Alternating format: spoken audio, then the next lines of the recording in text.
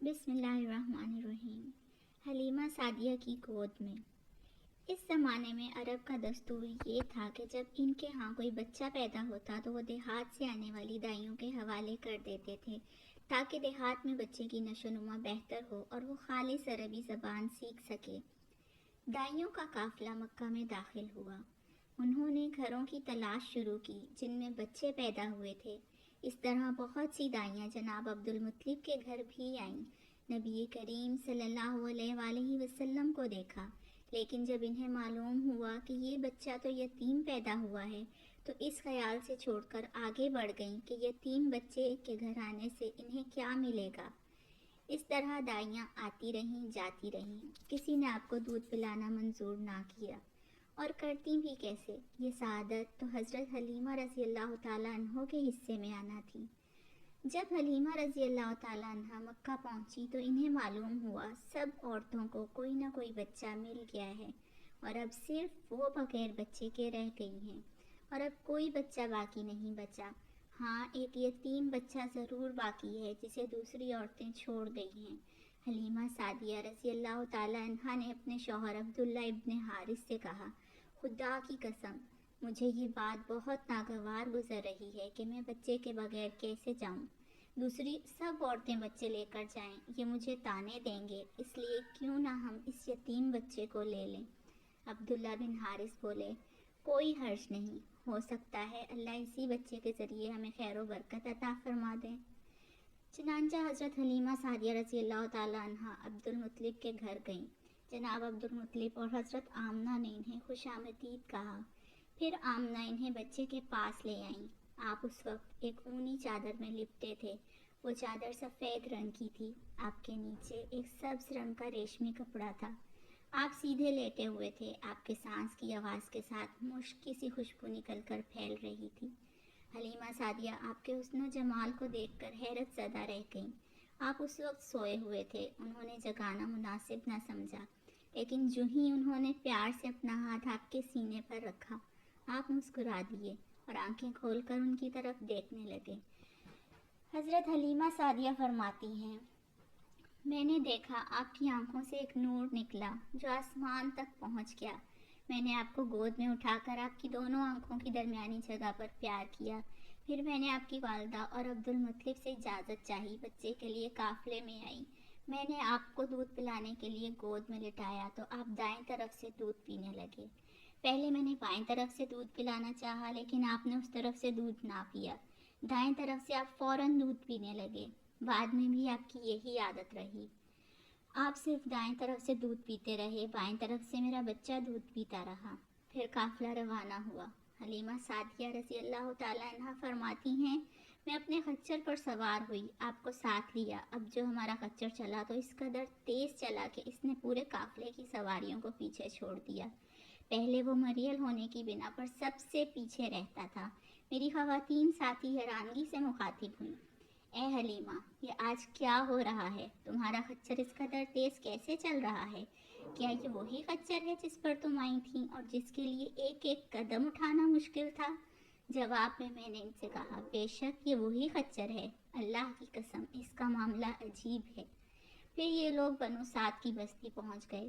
ان دنوں یہ علاقہ خشک اور قحط زدہ تھا۔ حلیمہ سعدیہ رضی اللہ تعالیٰ عنہ فرماتی ہیں، اس شام جب ہماری بکریاں چر کر واپس آئیں تو ان کے تھن دودھ سے بھرے تھے، جبکہ اس سے پہلے ایسا نہیں تھا۔ ان میں سے دودھ بہت کم اور بہت مشکل سے نکلتا تھا۔ ہم نے اس دن اپنی بکریوں کا دودھ دوہا تو ہمارے سارے برتن بھر گئے، اور ہم نے جان لیا کہ یہ ساری برکت اس بچے کی وجہ سے ہے۔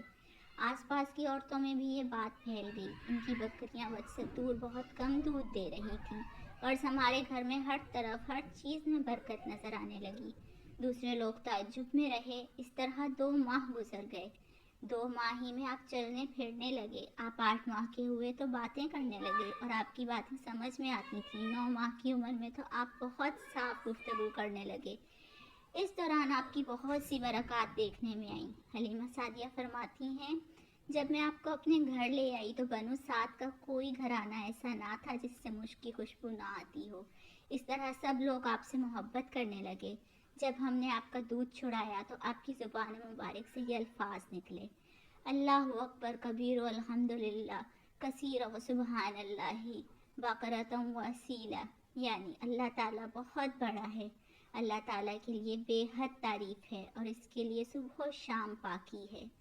پھر جب آپ صلی اللہ علیہ وآلہ وسلم 2 سال کے ہو گئے تو ہم آپ کو لے کر آپ کی والدہ کے پاس آئے۔ اس عمر کو پہنچنے کے بعد بچوں کو ماں باپ کے حوالے کر دیا جاتا تھا۔ ادھر ہم آپ کی برکات دیکھ چکے تھے اور ہماری آرزو تھی کہ ابھی آپ کچھ اور مدت ہمارے پاس رہیں۔ چنانچہ ہم نے اس بارے میں آپ کی والدہ سے بات کی اور ان سے یوں کہا: آپ ہمیں اجازت دیجیے کہ ہم بچے کو 1 سال اور اپنے پاس رکھیں۔ میں ڈرتی ہوں کہیں اس پر مکہ کی بیماریوں اور آب و ہوا کا اثر نہ ہو جائے۔ جب ہم نے ان سے بار بار کہا تو حضرت آمنہ مان گئیں اور ہم آپ کو پھر اپنے گھر لے آئے۔ جب آپ کچھ بڑے ہو گئے تو باہر نکل کر بچوں کو دیکھتے، وہ آپ کو کھیلتے نظر آتے، آپ ان کے نزدیک نہ جاتے۔ ایک روز آپ نے مجھ سے پوچھا: امی جان کیا بات ہے، دن میں میرے بھائی بہن نظر نہیں آتے؟ آپ اپنے دودھ شریک بھائی عبداللہ اور بہنوں انیسہ اور شیمہ کے بارے میں پوچھ رہے تھے۔ حلیمہ رضی اللہ تعالیٰ عنہ فرماتی ہیں: میں نے آپ کو بتایا وہ صبح سویرے بکریاں چرانے جاتے ہیں، شام کے بعد گھر آتے ہیں۔ یہ جان کر آپ نے فرمایا: تب مجھے بھی ان کے ساتھ بھیج دیا کریں۔ اس کے بعد آپ اپنے بھائی بہنوں کے ساتھ جانے لگے۔ آپ خوش خوش جاتے اور واپس آتے۔ ایسے میں ایک دن میرے بچے خوفزدہ انداز میں دوڑتے ہوئے آئے اور گھبرا کر بولے: امی جان جلدی کیجیے ورنہ بھائی محمد صلی اللہ علیہ وآلہ وسلم ختم ہو جائیں گے۔ یہ سن کر ہمارے تو ہوش اڑ گئے۔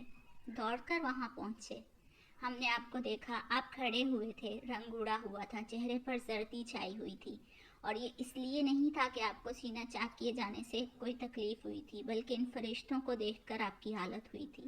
حلیمہ سعدیہ رضی اللہ تعالیٰ عنہ فرماتی ہیں: ہم نے آپ سے پوچھا کیا ہوا تھا؟